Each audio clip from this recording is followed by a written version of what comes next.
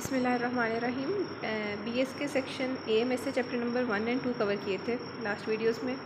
अब एक क्वेश्चन ना इनसे रेलिवेंट ही है, public health belief model. Health belief model आगे भी एक चैप्टर में था, उसका थोड़ा सा जिक्र है, ऐसे बुक में डिटेल से लिखा नहीं हुआ मोहद्दराना में। हेल्थ केयर मॉडल होता क्या है, हेल्थ बिलीफ मॉडल पहले ना ये फ्लो शीट समझें कि कुछ डेमोग्राफिक वेरिएबल्स होते हैं या साइकोलॉजिकल करेक्टरिस्टिक्स होते हैं। उसमें ना ये 5 थिंग्स आ जाती हैं। आगे परसीव्ड ससेप्टिबिलिटी कि परसेप्शन क्या है आपका, कि आप किसी चीज़ से या किसी डिजीज़ से कितने ससेप्टिबल हैं। फिर है परसीव्ड सेवेरिटी, इससे थोड़ा नेक्स्ट लेवल कि जो डिज़ीज़ से जिसे आप ससेप्टिबल हैं, सपोज एक इंसान उसके लाइफस्टाइल ऐसा है कि वो डायबिटीज़ को ससेप्टिबल है कि उसको डायबिटीज़ हो सकती है।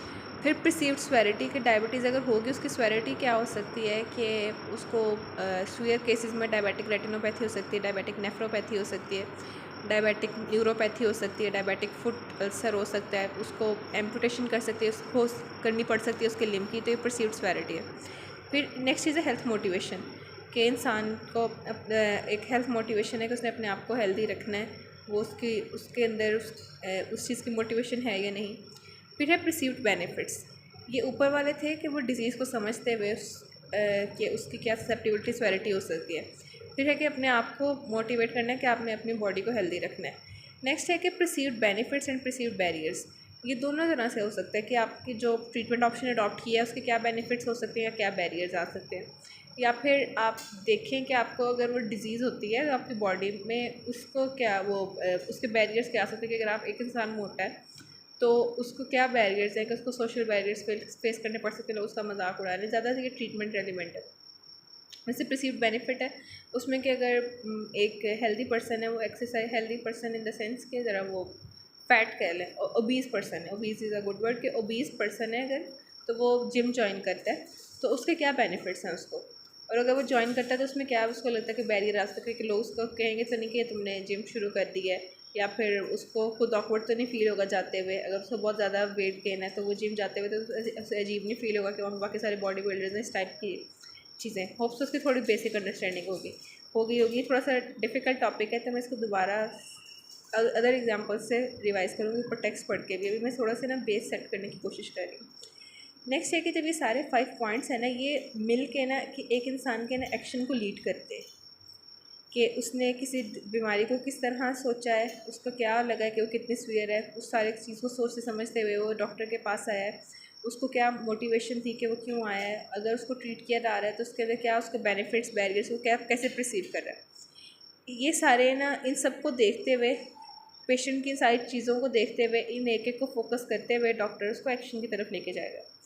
एक चीज़ होती है क्यू टू एक्शन, जो इन सबको ना काइंड ऑफ इस सारे स्टेप को फिर करना ही नहीं पड़ता आपको, कि वो इन सब से बालातर एक चीज़ है। क्यू टू एक्शन क्या है कि आपके पास एक इसमें ना ओबेसिटी की एग्जांपल लेके चलते हैं।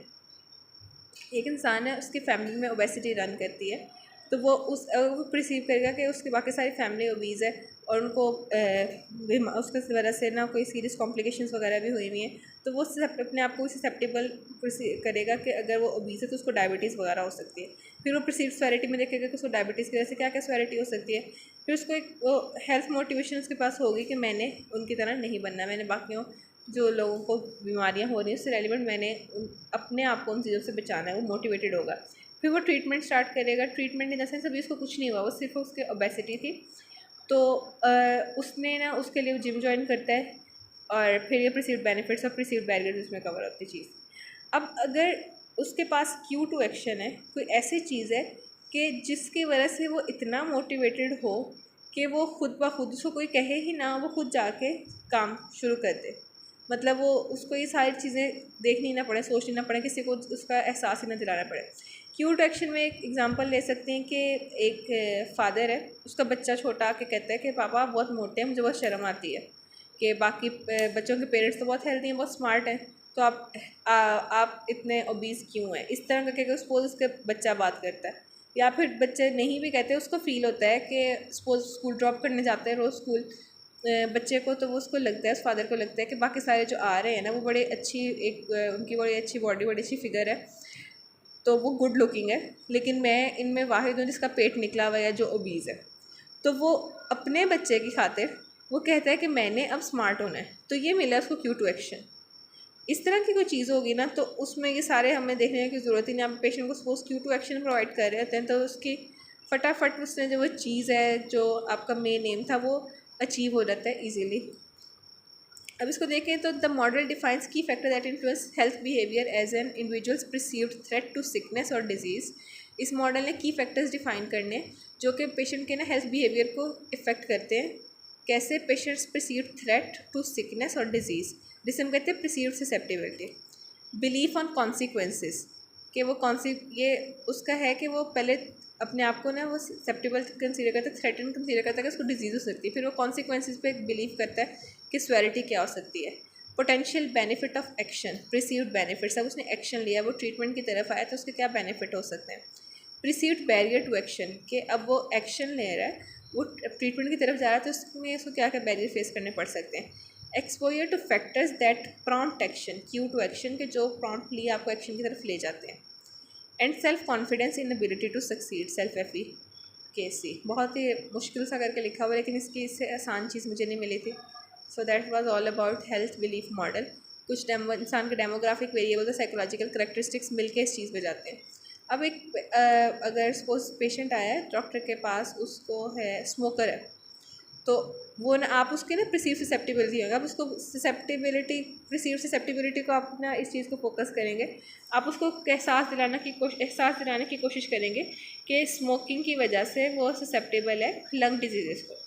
फिर आप स्वेरिटी पे जाएंगे, आप उसको बताएंगे, उसकी परसेप्शन में ये चीज़ डालेंगे कि स्वेरिटी में क्या है कि लंग कैंसर हो सकता है। फिर आप उसको मोटिवेट करेंगे कि अगर आप स्मोकिंग छोड़ दो तो आपकी बड़ी हेल्दी लाइफ होगी, आपके लंग्स बड़े अच्छे रहेंगे, आपकी ओवरऑल हेल्थ बड़ी अच्छी रहेगी, आपके हेल्दी लाइफ स्पैन जो है, हेल्दी लाइफ ड्यूरेशन वो इंक्रीज़ हो जाएगा।